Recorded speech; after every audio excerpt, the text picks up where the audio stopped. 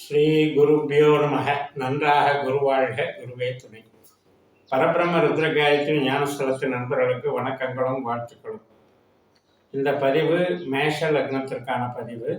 சுக்கிரன் கேது சேர்க்கை செப்டம்பர் 1ஆம் தேதி முதல் செப்டம்பர் 12ஆம் தேதி வரை இந்த 12 நாட்களில் சுக்கிரன் கேது கன்னி ராசியில் ஒரே நட்சத்திரத்தில் சேர்க்கை பலனை தருகிறார்கள்.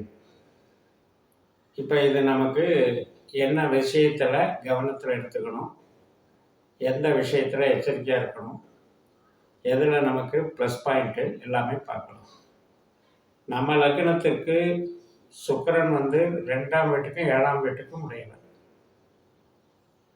ஆனால் சுக்கிரனுடைய நட்சத்திரம் நம்ம லக்னத்தில் இருக்குது, பரணி நட்சத்திரமாக இருக்குது. 5ஆம் இடமான சிம்ம ராசியில் பூரம் நட்சத்திரமாக இருக்குது. 9ஆம் இடமான தனுசு ராசியில் பூராடம் நட்சத்திரமாக இருக்குது. இந்த பொட்டன்ஷியல் இருக்கிற சுக்கிரன் 6ஆம் வீட்டுக்கு இருந்து பலன் தர்றாரு. அது தனிப்பட்ட பலனாக நம்ம நட்சத்திர ரீதியாக கணக்கெடுத்துக்கலாம். அஸ்த நட்சத்திரத்துக்கு போகிறாருன்னு. ஆனால் அதே அந்த அஸ்த நட்சத்திரத்தில் கேது போயிட்டு இருக்கிறதுனால இப்போ சுக்கிரன் கேது சேர்க்கை ஏற்படுது. சுக்கிரன் ஜென்ரலாக நம்ம என்ன சொல்லுவோம்னா ராசி கட்டத்தில் அது நீசம்னு சொல்லுவோம்.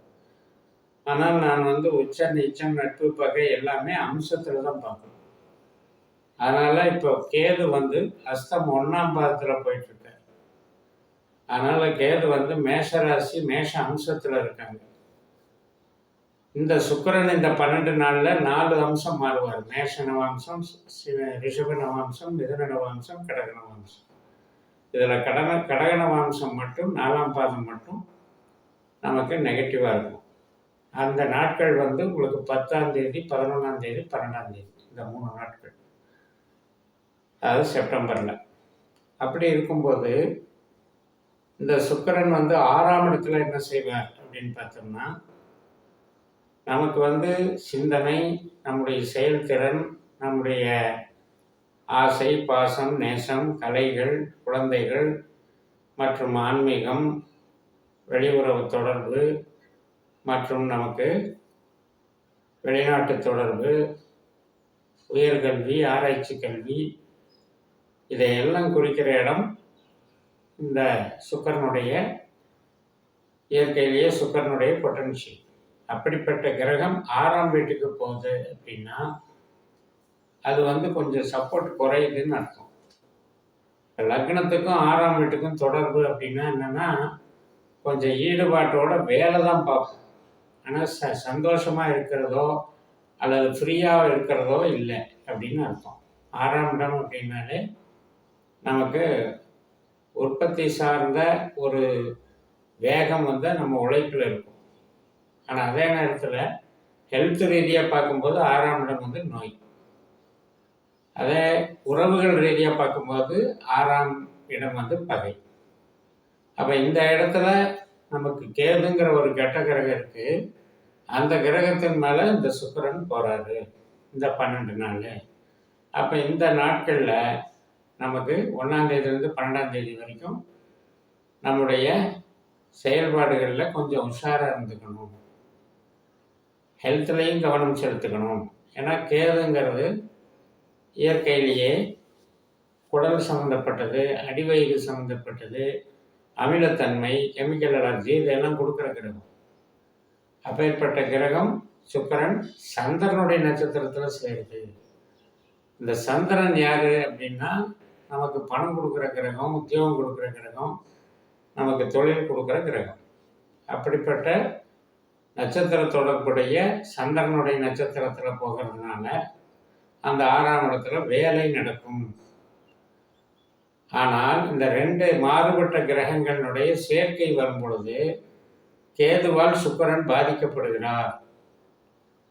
இப்போ வேலை பார்க்குற இடத்துல யாராவது நம்மளை குழப்பம் கலகம் பண்ணிட்டு இருந்தாங்கன்னா, ஒரு வதந்திகளை பரப்பிவிட்டு ஒரு கோல் சொல்லி நம்ம வேலைக்கு ஒரு பிளாக் மார்க்கு, அவமானம் ஏற்படுத்துகிற மாதிரி பண்ணுறாங்கன்னா அது கேதுனாலன்னு அர்த்தம்.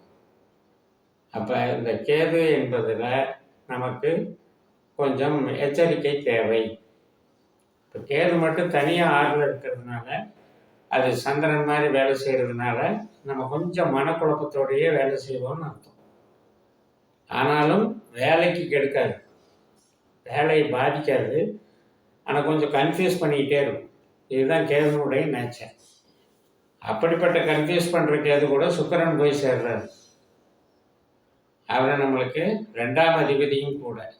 அதனால் இந்த கடன் கொடுக்கல் வாங்கல், நம்ம கடன் கொடுத்தாலும் சரி அல்லது கடன் கட்டுறோம் இல்லையா, வட்டி கட்டுறோம் இல்லையா, அந்த இடத்துலையும் நமக்கு சுக்கிரன் கேதுங்கிறது சில பேட் எக்ஸ்பீரியன்ஸை கொடுக்கும். 2, 6, 10 என்பது ஒரு அணி. அப்போ 2ஆம் இடம் என்பது கையிருப்பு பணம், 6ஆம் இடம் என்பது நம்முடைய சர்வீஸ் உழைப்பு, 10ஆம் இடம் என்பது நமக்கு தொழில் ஸ்தானம், சொந்த தொழில் பண்ணுறது, கௌரவமாக இருக்கிறது, அந்தஸ்தாக இருக்கிறது. இந்த ஸ்தானங்கள் ஓகே. இந்த ஸ்தானத்தில் இந்த 2 கிரக சேர்க்கை அப்படிங்கிறதுல சந்திரனை மாதிரி 2 பேரும் வேலை செய்கிறாங்கன்னு. சந்திரன் நிலை இல்லாத கிரகம், அதனால் நம்முடைய லக்னத்துக்கு அவர் 4ஆம் அதிபதியும் கூட. அதனால் வேலைப்பளுவை வந்து இன்க்ரீஸ் பண்ணி விட்டுருவாங்க. அதே நேரத்தில் இந்த மாதிரி கலகம், குழப்பம், வதந்தி பரப்புறது, கோல் சொல்கிறது, வஞ்சகமாக செயல்படுறது, மறைமுக எதிரிகள், இந்த தொல்லைகளிலிருந்து நம்மளை பாதுகாக்கிறதுக்கு உஷாராக இருந்துக்கணும். அப்போ நம்ம பேசுகிறதுல கொஞ்சம் கண்ட்ரோல் வேணும். நம்ம பேச்சை வச்சு நம்ம மேலே பழி போடுறதுக்கு வாய்ப்பு இருக்குது.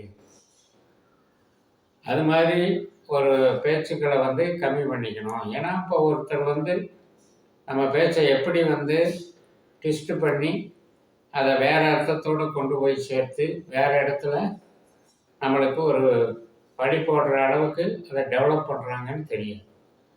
அதனால் நம்ம கொஞ்சம் அமைதியாக இருந்துக்கிட்டோம்னா இந்த நாட்களில் வந்து பேச்சினால பகை வராது. அதே மாதிரி தான் கொடுக்கல் வாங்கல், கடனாகவோ அல்லது ஒரு உதவியாகவோ கொடுக்கல் வாங்கல் பண்ணும்போது அதுலேயும் சூது, வாது, வஞ்சம் அப்படிங்கிறது இருக்குது. ஆரோக்கியத்தில் சுக்கிரன் அப்படிங்கிறது நமக்கு ஹார்மோன்கள், நமக்கு இந்த சுக்கிரன் நீர் சம்பந்தப்பட்ட அமைப்பு மற்றும் கிட்னியை குறிக்கிற கிரகம், சிறுநீரகத்தை குறிக்கிற கிரகம். அதே மாதிரி சுரப்பிகள், தைராய்டு போல சுரப்பிகளை குறிக்கிற கிரகம். ஜென்ரலாகவே சுகர், இனிப்பு சார்ந்த கிரகம். அதனால் இந்த விதத்துலேயும் நம்ம நோய் உபாதைகளை பார்த்துக்கணும். ஒருத்தருக்கு செய்கிற தொழில் மூலம் நோய் வர்றது இருக்குது. அந்த அட்மாஸ்பியரே அவங்களுக்கு நோயை உண்டாக்கும். ஸோ அது மாதிரி அந்த செய்யக்கூடிய தொழிலில் வரக்கூடிய நோய் தொடர்புகளையும் நம்ம எடுத்துக்கலாம். இப்போ கெமிக்கல் ஃபேக்ட்ரியில் வேலை செஞ்சாங்கன்னா, ப்ளீச்சிங் ஃபேக்ட்ரி, கெமிக்கல் ஃபேக்ட்ரிலாம் பண்ணாங்கன்னா அதனுடைய உபாதைகள் வருது இல்லையா, அது மாதிரி உணவுலையும் கவனம் செலுத்தணும். 6ஆம் இடம் என்பது உணவும் கூட, உடை கூட நமக்கு.